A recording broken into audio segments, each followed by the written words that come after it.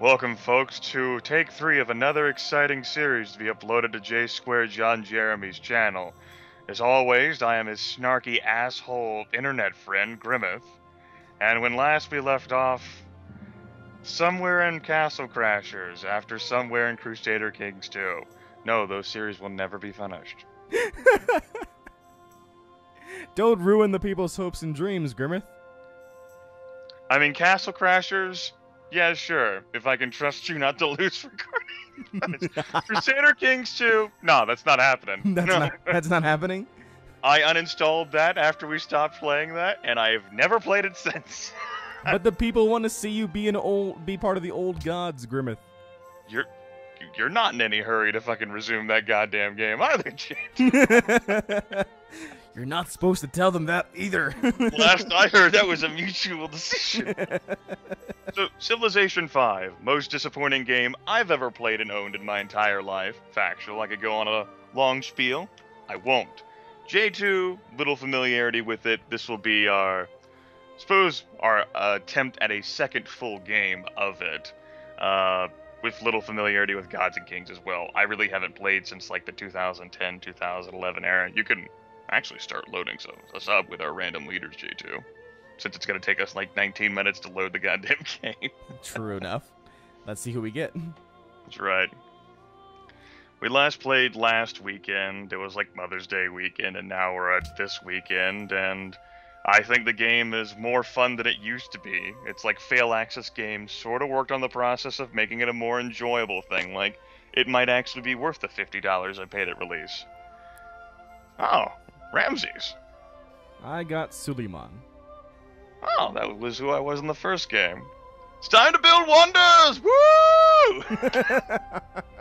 So we know what Grimith's going to be doing for the next 3 hours. That's right, J2. I'm gonna be the one who's building wonders on you. Just share the awesome, powerful technologies that you receive from these wonders with me. That's right. You know, I was gonna be another Liberty Empire because I like that policy, but it's time for me to go tradition, baby. Woo! Unfortunately, you disabled start bias this time, so I probably won't have, like stone and marble and stuff. Damn it! I asked several times. And I told you I was nonchalant. I didn't think I was gonna random Ramses. So yes, we're playing on one difficulty higher than the standard prince. We're on the same team, so it's not gonna be an expert playthrough, folks. We're probably gonna stumble our way towards victory. Go watch some other people play this game. It's basically just going to be like 9 hours of me hating J2. And this game. Well, you're hating me because of how poorly I play this game. I'm hating you because we don't actually have anything to show except for personal laughs. You know how hard I've tried to entertain the people? They'll never see any of that. How many mistakes you made, like walking the settler out into the darkness? It wasn't that settlement was not there 5 turns ago. He was not. You still walked the settler out unescorted into the black void. You could have at least used like 1 movement per turn, so you didn't.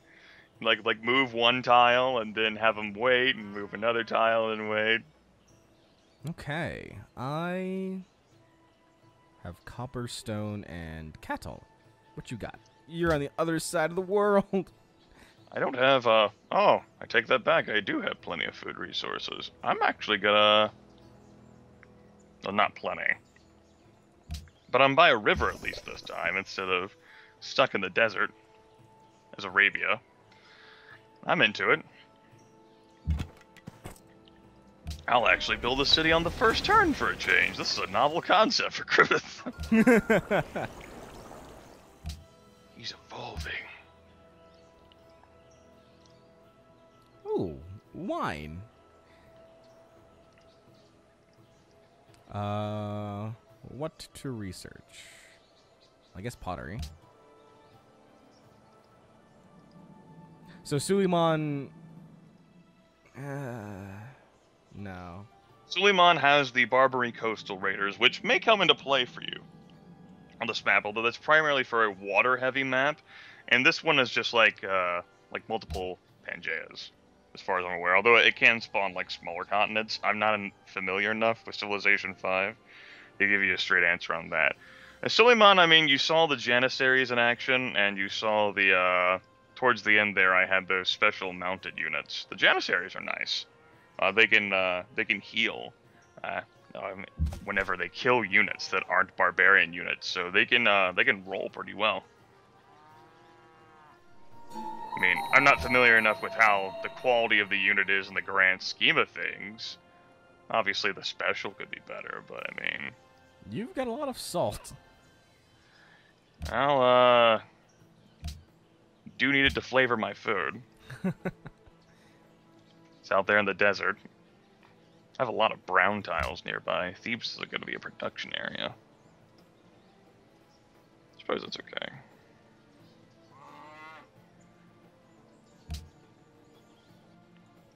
I think I actually had more food in the fucking Arabian desert. We just had to leave over this.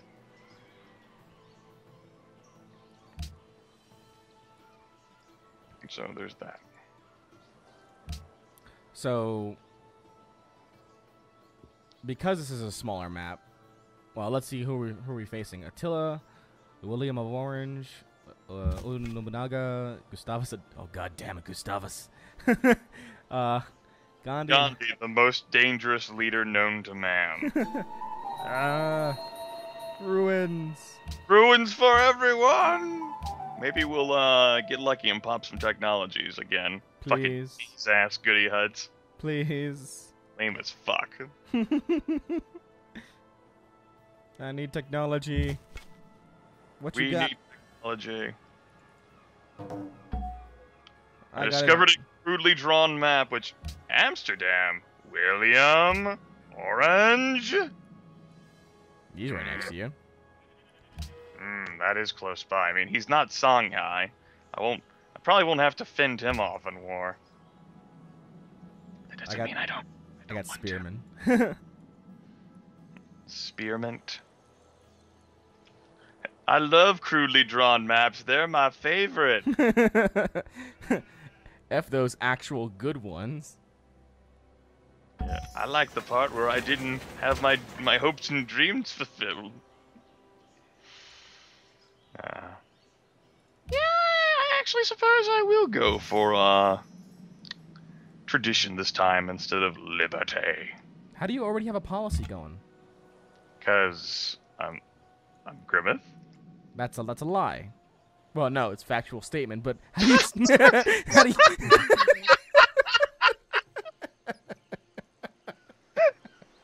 I'm not Griffin? Oh, this is news to me, J2. Interesting. The question still stands.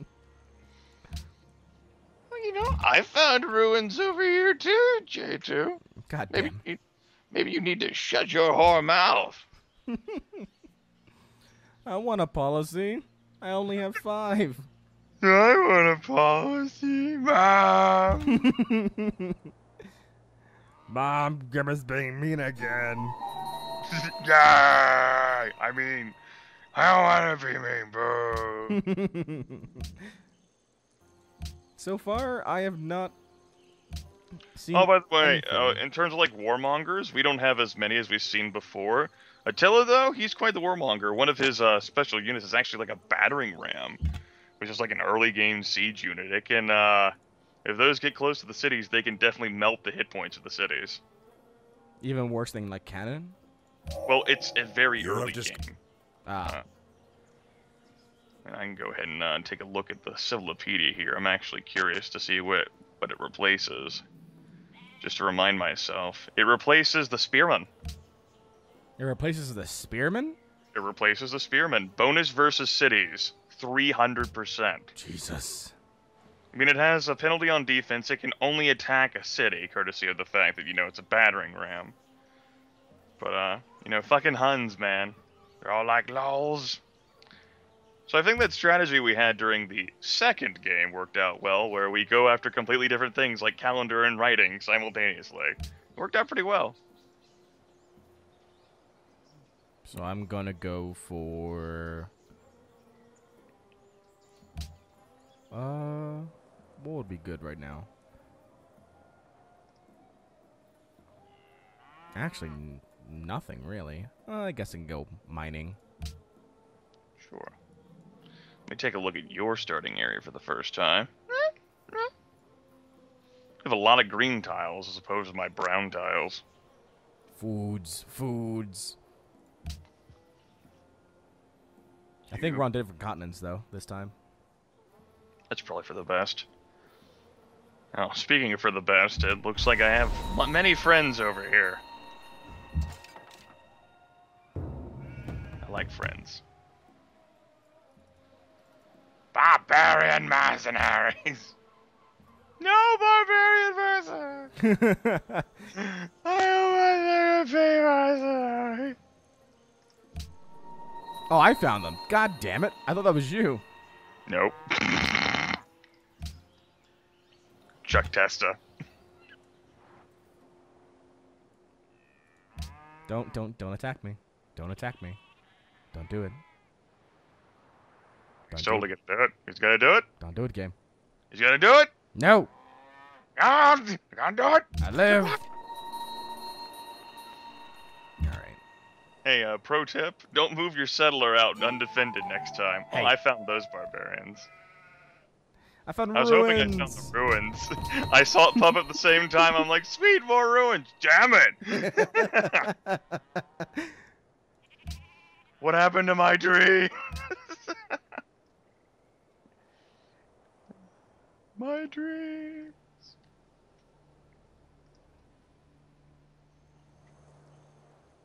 What is that, You've got somebody near you besides William. No, never mind. That's the map. Don't worry about it. What It did some weird things whenever it gave me that crudely drawn map. Emphasis on the crudely, you know. Oh, nothing there. All right. Oh, a fish tile that my capital will never get. The huge manatee. Manatee.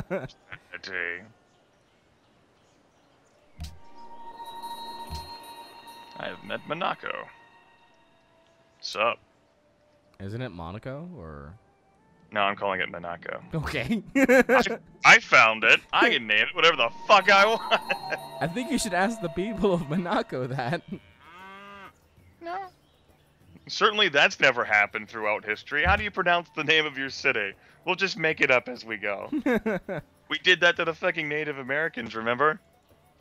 We did a lot of things to the Native Americans. No, it's probably best if we don't talk about it, but we will. I mean, there's Kansas, and then there's Arkansas. So, Arkansas. Are we gonna do that again? Oh, yes. We're bringing it back? Ruins. They're ruined! And stuff. Grimith, we're never gonna be able to see each other. In the Might game. never be able to finish a fucking series of this that you can actually upload to your YouTube channel. That too. Uh, Don't. I need ruins. I need good ones. Come on, good ruins.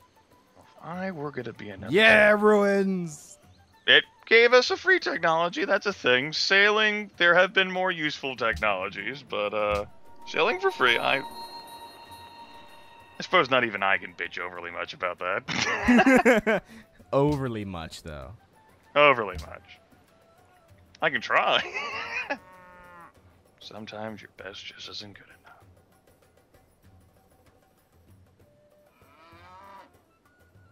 enough. Someone founded a pantheon.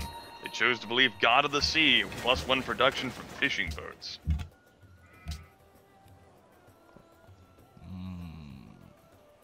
Yay, another policy! How do you do that? I haven't gotten one yet, and you have two? Yup. You see, J2, it's because I I'm awesome. Really? I'm the Miz. You're the Miz. You know, the guy who just opens up in the pay-per-view pre-shows, who doesn't actually get on the pay-per-view. I feel worse for Cody Rhodes than I do the Miz because of that. Dude, look at his fucking mustache. He deserves every bit of hatred and revulsion. He's the modern day Rick Rude, man. He doesn't look as ravishing as Rick Rude does. This is true, but still. Ravishing Rick Rude! I remember when Cody Rhodes and Ted DiBiase first debuted, and everyone was like, Ted DiBiase is going to be the star of this thing. Nope, Cody Rhodes. Where's Ted DiBiase? Don't know. Don't know, that's the problem. You know, that's a very good question. Where is Ted DiBiase? What happened to money, money, money? No one knows. No one will ever know. Yeah, we're on different continents.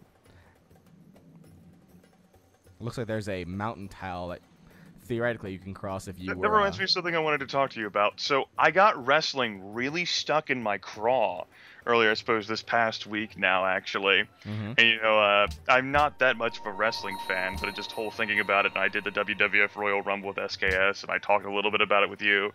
I got it fucking stuck in my head, and I'm like, God damn it. You know what? I'm actually going to do it. So I have a friend who actually still watches wrestling, and he had WrestleMania 29 that he ended up recording whenever it came on. I watched that, and it was pretty blah, because I was like, oh, wow, you could just feel the excitement in the room, in the stadium, of Cena sucks in that John Cena versus The Rock match. Well, the problem with WrestleMania this past WrestleMania was that it was you knew what all the matches were going to end up with.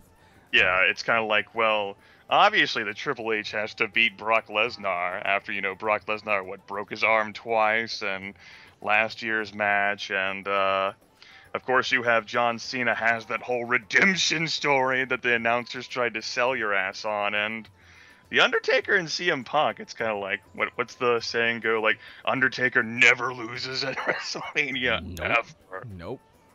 That was actually the only really match I enjoyed. That's because The Undertaker is one of my favorite wrestlers ever. Well, yeah. I mean, the man deserves everything all the props that he gets. And those matches, even though he only does like one match a year now. It's like one match a year now. He's like a semi-retired wrestler. I mean, the same is true with like Triple H, right? He like primarily works in the front office. He's barely done anything. Like he's like a relic, not as far back a relic as, you know, The Undertaker, but I mean, today they're doing Extreme Rules, so right. I mean, and I think it's a rematch again between Lesnar and Triple H. Yeah, only it's I think it's a Hell in a Cell match, because they had the no holds barred one for WrestleMania, and of course they were gonna have Dolph Ziggler, but he had like a legitimate concussion, so they have Jack Swagger and Alberto Del Rio, I think? Yeah. Or maybe for the #1 contendership. I've never been a fan of Jack Swagger. Ever. There's probably something involving Sheamus and Randy Orton, which I don't care about enough to remember. I actually am interested in, oh, look, I finally found somebody. Oh, God. Why? Who did you find?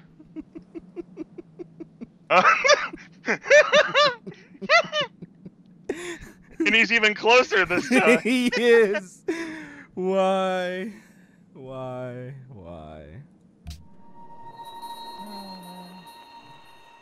That's great.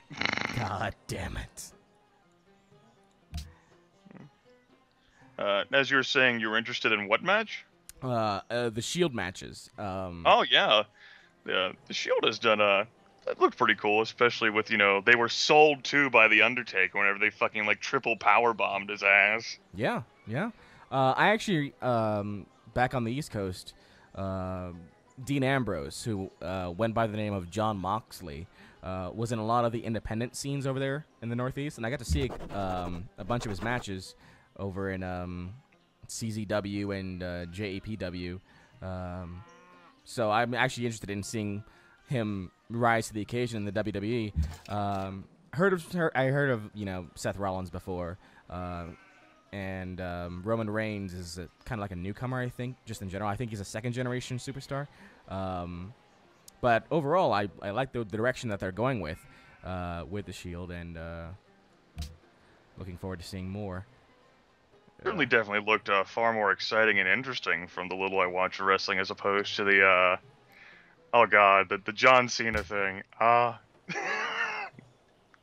I'm not sure what's worse, the whole good guy shtick he's going, or the fact like the WWE keeps trying to sell it, J2.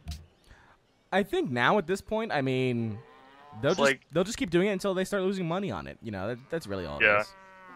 I mean, it's kind of like, it's like I don't understand how I'm more ready to believe the Undertaker has mystical powers. Than, John Cena's whole entire life was ruined because he lost to The Rock at WrestleMania 28. Yeah, they threw in everything. His divorce, everything. I know the whole announcer's like, his entire life has been ruined. He hasn't been able to think about, or focus on anything. I'm like, the fuck?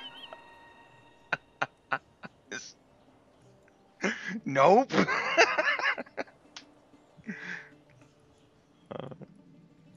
I know you announcers have to market this shit.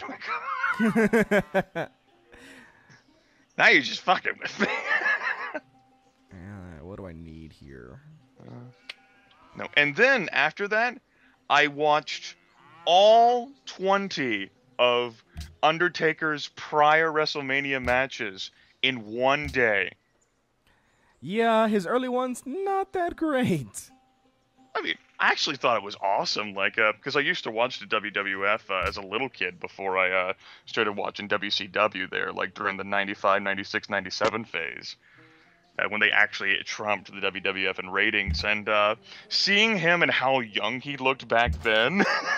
Yeah, that is a big difference. It fucking blew my mind. It's like, he's 20 years younger. It shows! Yeah, I actually, when I first started watching wrestling, I was watching during, let's see, the earliest I remember was 93, 94. I kind of swapped between WCW and what was the WWF at the time. Right. WCW did not have Monday Night Nitro. Instead, they had that Saturday night show, so I watched that as a kid. I didn't really get into the WWF until I think my first WWF pay-per-view was actually Breakdown in September of '98. So I missed the very beginning of the Austin era. I went back and watched it, obviously, but yeah, I was mostly a WCW guy for a long time. Certainly, they had quite a bit going for them, and that's why I ended up watching them and enjoying them so much in the mid '90s myself. I can remember the first thing that happened, which made me go, "Yeah, I'm not going to be watching wrestling anymore." It was, as it's known now, and it's, of course, people try to defend themselves, like Kevin Nash and Eric Bischoff, the finger poke of doom. Oh yeah, yeah. And during that same episode, too, Tony Schiavone, or whatever the fuck his last name was pronounced, was all like, yeah, Mankind's going to be winning the WWF Championship over on our competitor channel. He was known as Cactus Jack. No one really cares about him. It's like, compared to Hulk Hogan getting the fucking title belt again? Yeah. After that? I mean, it's documented that as soon as Schiavone said, that'll put a lot of butts in the seats. Yep. 400,000 people switched the channel right then, and they were like, I'm going to watch this instead. And I think that it did actually happen on the same episode as the Finger Poke of Doom. It did. The same thing. I mean, one thing that I did like about later WCW was the whole idea, at least at the very, very end, of just kind of the Millionaires Club versus the New Blood, I think is what they call it, was what they had the factoring at the time.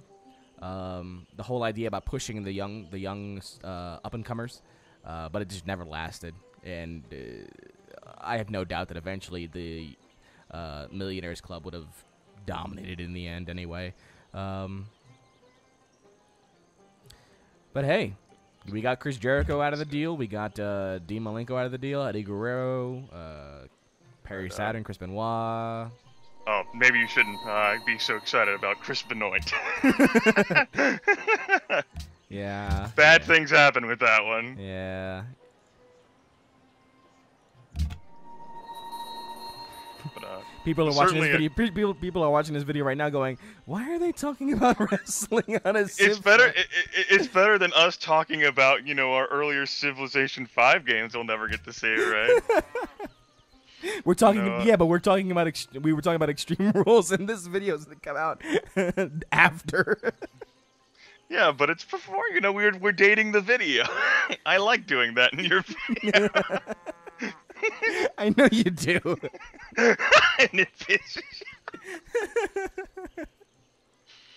What are you researching now?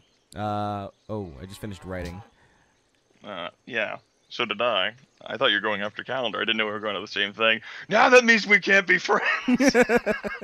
Well, I was gonna go after calendar now. Are you gonna go after calendar? Yeah, sure. I'm probably gonna be building a few wonders. You noticed my Pantheon pop up, right? Yeah. I am not going the religious route again. I know. It's a shame. Yeah, J2ism, there's a great war involved. Now we'll talk about the priors. No, back to wrestling. Back to wrestling. He lost a train of thought. Let's see. Chris Jericho is pretty awesome. I'm not sure how I felt about the Fandango guy beating him at WrestleMania. That was. I mean, I'm not that familiar. I was just like, I can't take this guy seriously at all. I don't know how I feel about him. He beat Chris Jericho. Well, here's the thing about Chris Jericho, and then they had the fucking dance off on one of those Monday night. Yeah, no. You're like, no, I can't justify that one. Here's the thing about Chris Jericho. Everyone knows Chris Jericho is awesome, but now the WWE only wants to use Chris Jericho to put other people over. And it just comes to the point now where we expect Chris Jericho to put people over. We don't expect Chris Jericho to win anymore, which is why he's kind of, in a way, losing his luster. I mean, we expect him to put on good matches, but we never expect him to win anymore. Like Chris Jericho versus Fandango, I was like, yeah, Fandango's going to win because Chris Jericho's going to put him over on WrestleMania.